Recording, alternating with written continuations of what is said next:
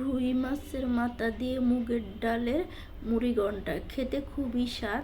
আসসালামু আলাইকুম, সকলে কেমন আছেন? আশা করি আল্লাহর রহমতে ভালো আছেন। তো আমি আপনাদের দয়ায় অনেক অনেক ভালো আছি। তো এই যে দেখুন, এখানে একটি রুই মাছের মাথা নিলাম, আর এখানে নিয়েছি মুগ ডাল। তো মুগ ডালটা আমি একটু হালকা ভিজিয়ে রেখেছিলাম। তো অনেকক্ষণ ভিজিয়ে রেখে আমি একটু সিদ্ধ দিয়ে নেব আলাদা, তাহলে মুগ ডালটা কিন্তু খুবই ভালো হয়। আর টমেটো আছে, ধনিয়া পাতা কুচি, কাঁচামরিচ, আমার যা যা লাগবে রান্না করতে। হয়তো অনেকেই এভাবে রান্না করে খান মুগ ডালে। এবার ওই মাছের মাথা দিয়ে মুগ ডাল কিন্তু খেতে খুবই স্বাদ। যারা খান তারা জানেন, আর যারা খান নাই তারা এইভাবে একবার ট্রাই করে দেখবেন। তো আমি প্রথমে কড়াইটা গরম করে নিয়ে সরিষার তেল দিলাম। তো আমি সবসময় অল্প তেলে রান্না করার চেষ্টা করি, কারণ তেল অত স্বাস্থ্যের জন্য উপকার না। তবে সরিষার তেলটা সবসময় ইউজ করা হয় বেশিরভাগ আর কি। তা তেলটা গরম হওয়ার পরে আমি পেঁয়াজ কুচি দিয়ে দিলাম কিছু। পেঁয়াজটি আমি কিছু ভেজে নেব আর কি, একটু বাদামি কালার করে নেব।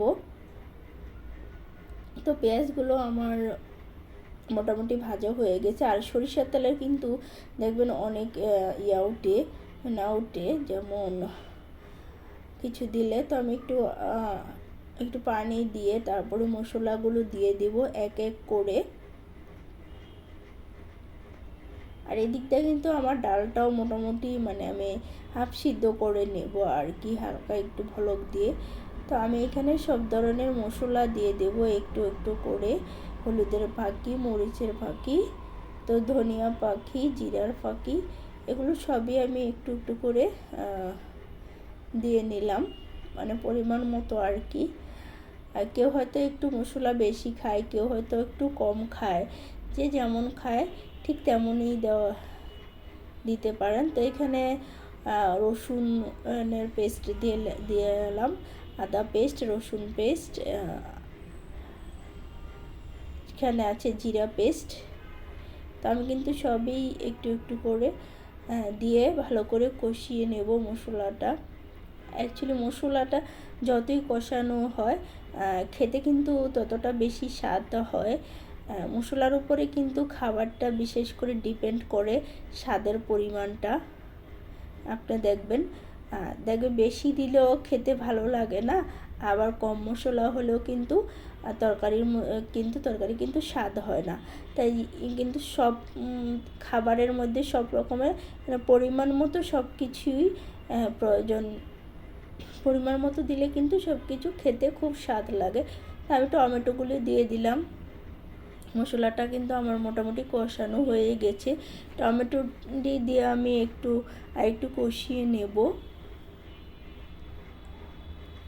তো টমেটোটি দিয়ে কষিয়ে নিয়ে এরপরে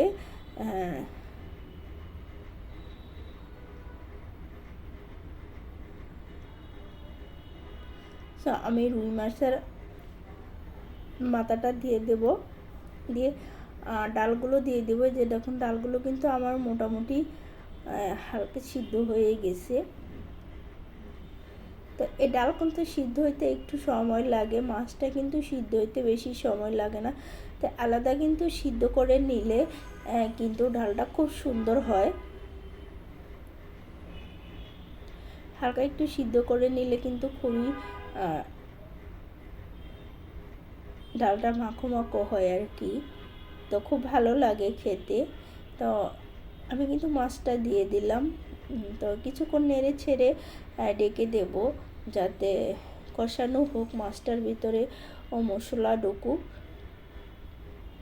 তারপরে ঢেকে দিলাম, ঢেকে দিয়ে দেখুন এই যে মোটামুটিভাবে কিন্তু আমার কষানো হয়ে গেছে। তো মাছটা কিন্তু কষানো হয়ে গেলে কিন্তু মাথাটা কিন্তু খুন্তি দিয়ে খোঁচায় খোঁচায় দিলে কিন্তু খুলে যায়। তো আমি কিন্তু ঠিক এভাবেই খুলে নেই, আলাদা করে মাছের মাথার করি না। তো খুন্তি দিয়ে কিন্তু সিদ্ধ হয়ে আসলে হালকা করে নেড়ে ছেড়ে দিলে খুলে যায়। তারপর আমি জল দিয়ে দিলাম, পানি দিয়ে দিলাম। তো পানি দিয়ে কিছুক্ষণ আমি ঝাল করে নেব, নিলেই কিন্তু মাথাটা খুলে যাবে। আর মাথাটা খুলে গেলে কিন্তু এই মুড়িঘণ্টটা খেতে খুবই স্বাদ হয়। এভাবে মুড়িঘণ্ট রান্না করলে কিন্তু খেতে খুবই স্বাদ লাগে। আমি রুই মাছের মাথা বিশেষ করে এক এক সময় এক একভাবে মুড়িঘণ্ট রান্না করি। কোনো দিন পেঁয়াজ দিয়া মুড়িঘণ্ট করি, তো বিশেষ করে পেঁয়াজ টমেটো দিয়ে এই মুড়িঘণ্ট করা হয়। তো আজকে ভাবলাম মুগ ডাল দিয়ে করি। তো মুগ ডাল দিয়েও কিন্তু খেতে খুবই স্বাদ হয়েছিল এভাবে যখন রান্না করেছিলাম।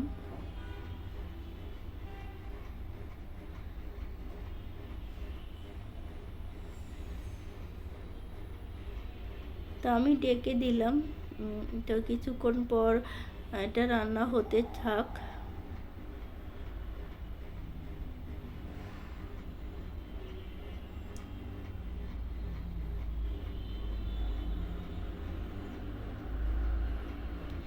আমার পাট পাট হয়ে খুলে গেছে কিভাবে,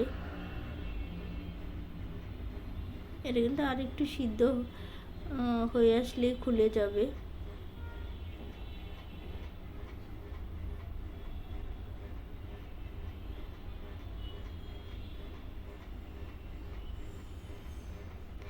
আমার কিন্তু মাথাটা অলরেডি খুলে গেছে, এটাও কিন্তু হালকা একটু জাতা দিলেই কিন্তু হয়ে যাবে, খুলে যাবে।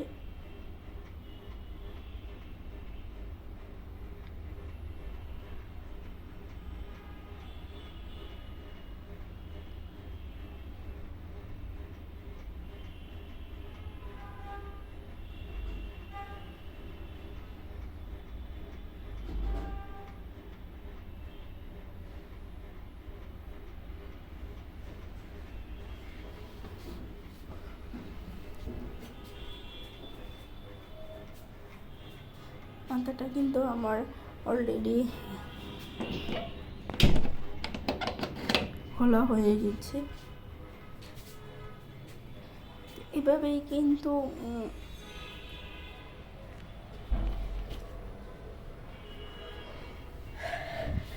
চাইলে আপনারা এভাবে রান্না ট্রাই করে দেখতে পারেন, খেতে কিন্তু খুব স্বাদ হয়।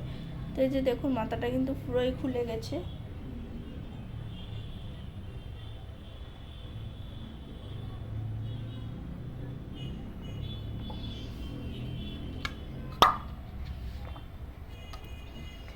তো আমি এটা কিছুক্ষণ রান্না করে নেব, রান্না করে তারপরে একটু রান্না করে নিলেই চলবে।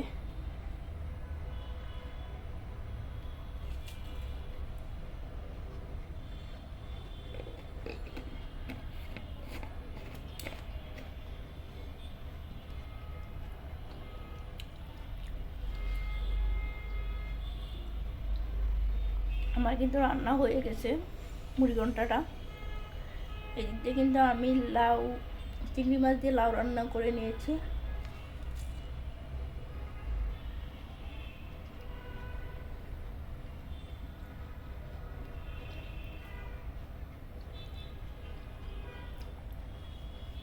রুই মাছের মাথা দিয়েও কিন্তু লাউ রান্না করলে খেতে খুব স্বাদ হয়।